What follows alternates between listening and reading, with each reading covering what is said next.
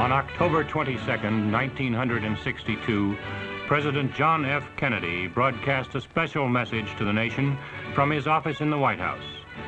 Here is President Kennedy as he delivered that message, bearing on recent events in Cuba.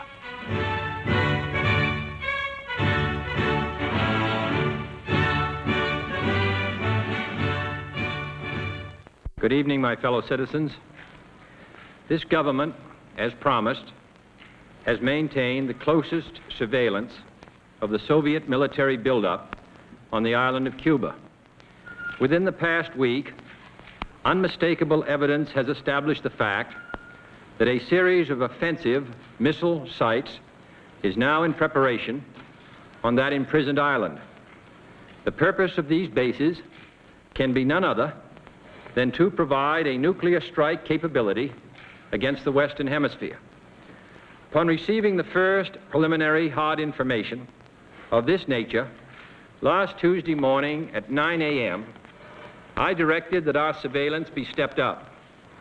And having now confirmed and completed our evaluation of the evidence and our decision on a course of action, this government feels obliged to report this new crisis to you in fullest detail.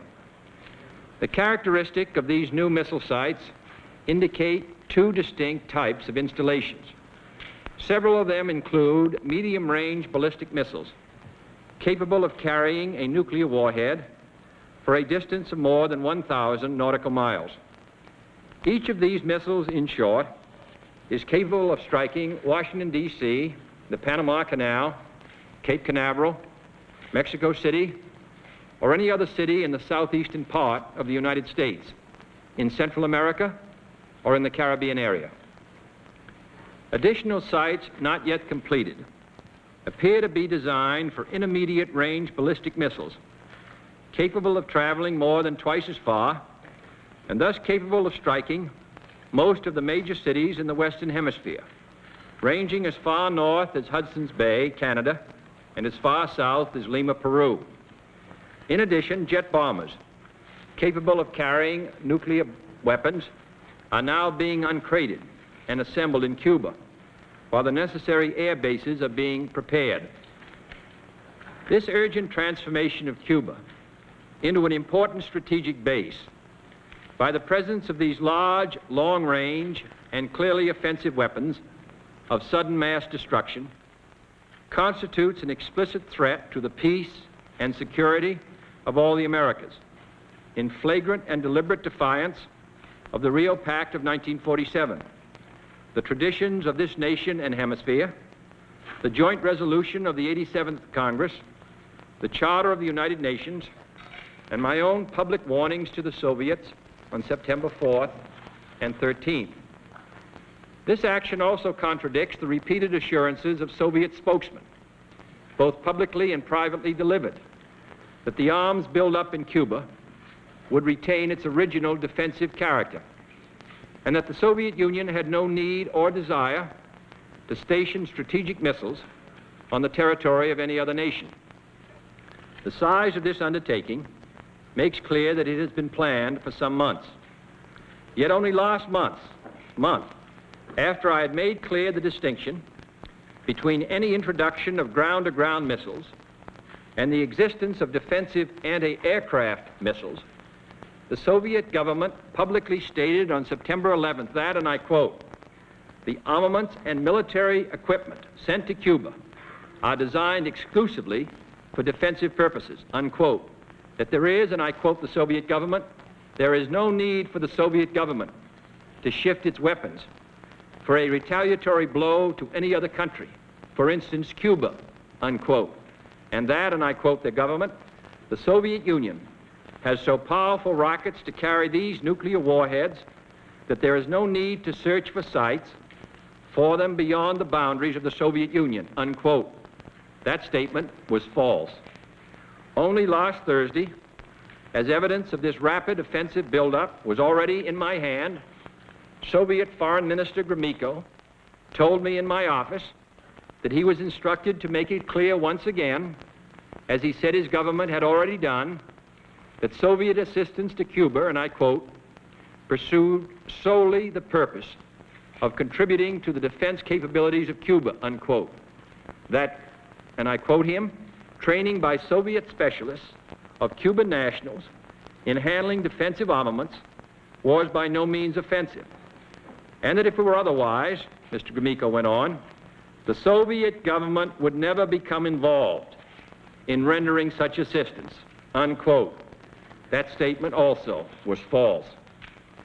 Neither the United States of America nor the world community of nations can tolerate deliberate deception and offensive threats on the part of any nation, large or small.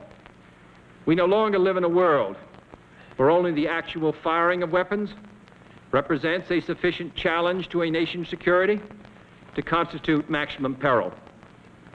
Nuclear weapons are so destructive and ballistic missiles are so swift that any substantially increased possibility of their use or any sudden change in their deployment may well be regarded as a definite threat to peace.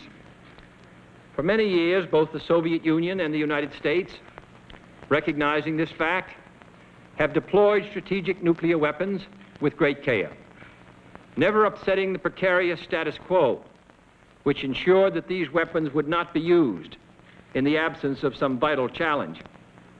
Our own strategic missiles have never been transferred to the territory of any other nation under a cloak of secrecy and deception. And our history, unlike that of the Soviets since the end of World War II, demonstrates that we have no desire to dominate or conquer any other nation or impose our system upon its people. Nevertheless, American citizens have become adjusted to living daily on the bullseye of Soviet missiles located inside the USSR or in submarines.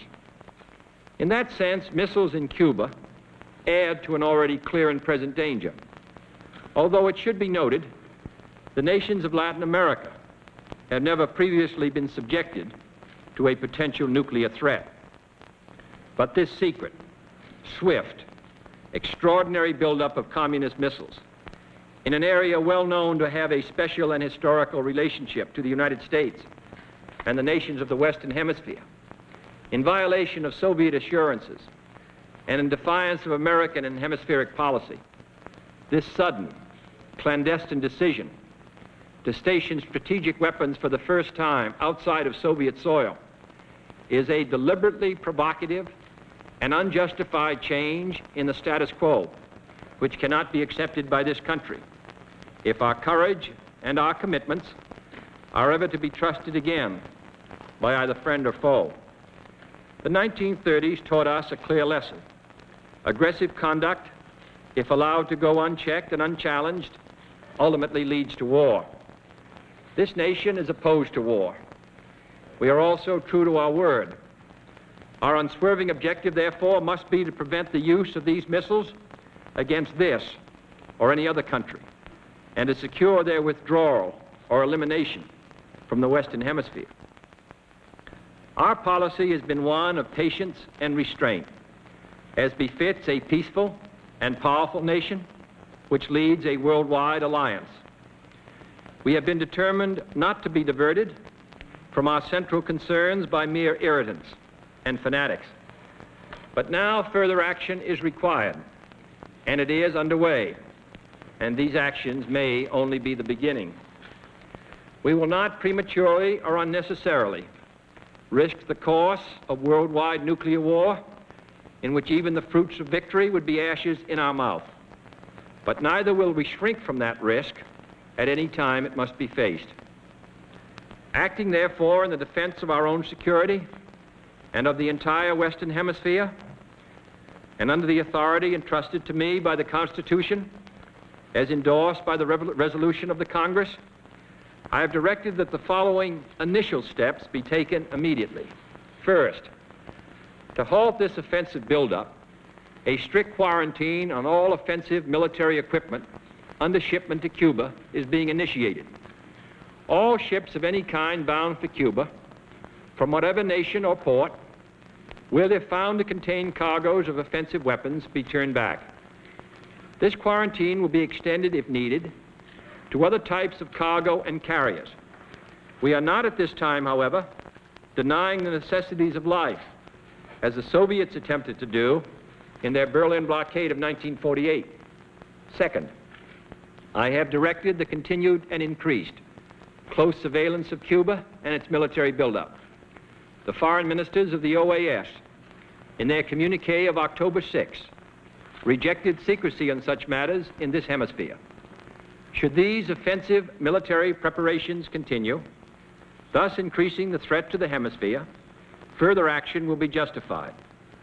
I have directed the armed forces to prepare for any eventualities, and I trust that in the interest of both the Cuban people and the Soviet technicians at the sites, the hazards to all concerned of continuing this threat will be recognized.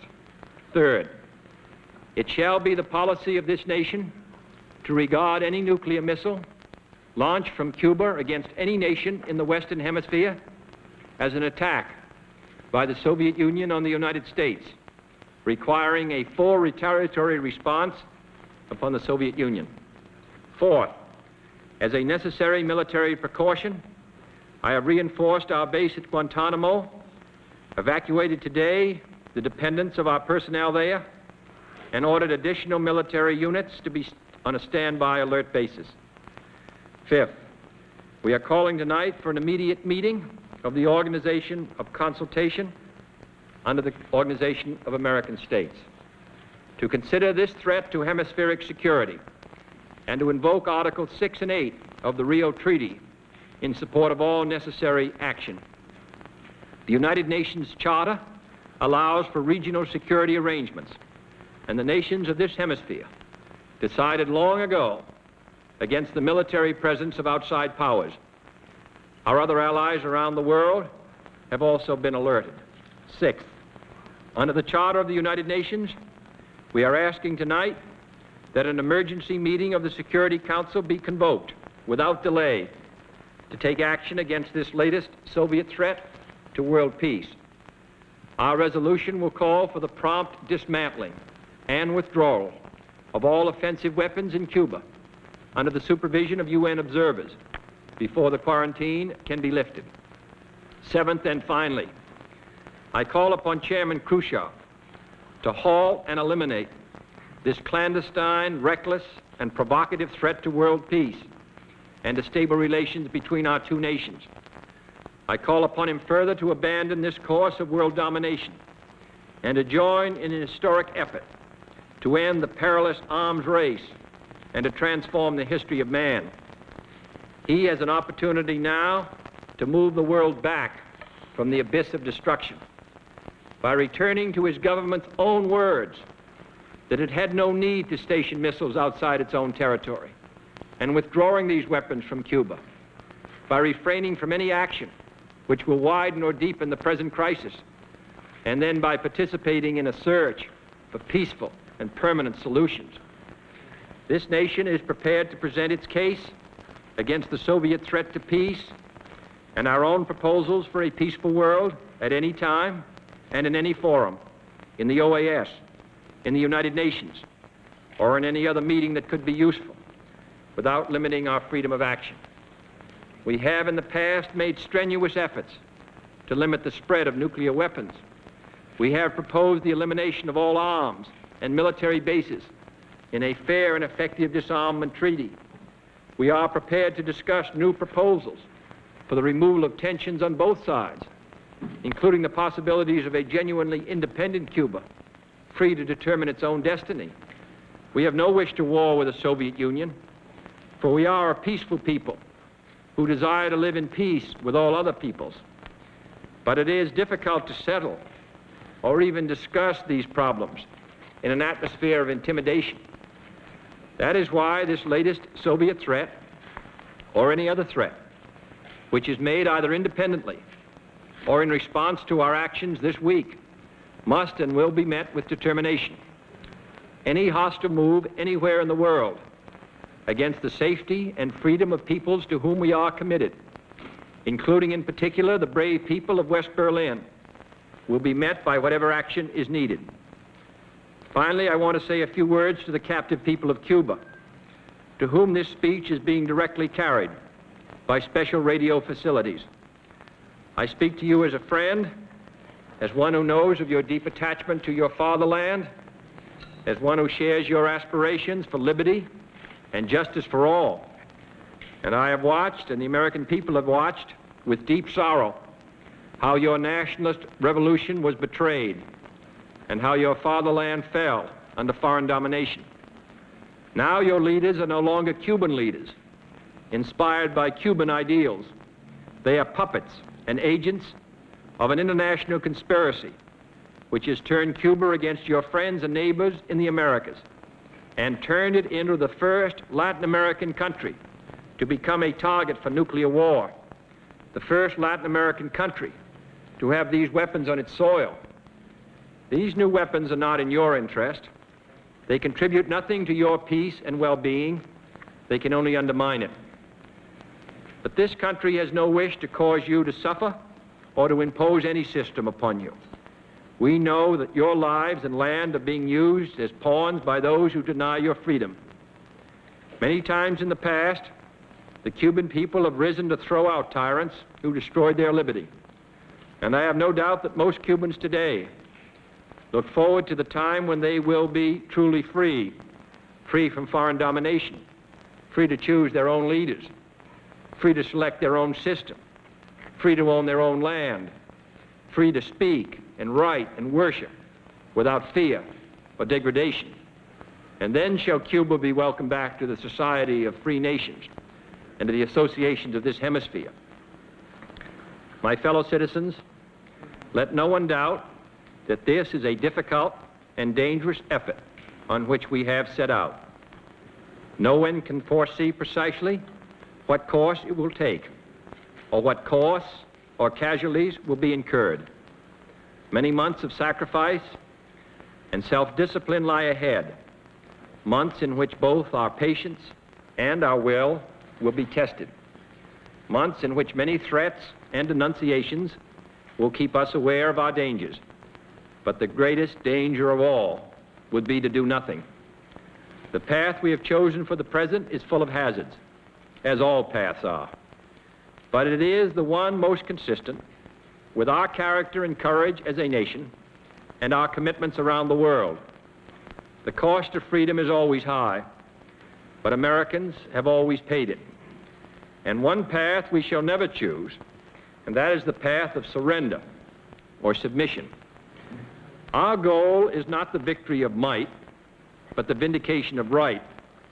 Not peace at the expense of freedom, but both peace and freedom here in this hemisphere, and we hope around the world.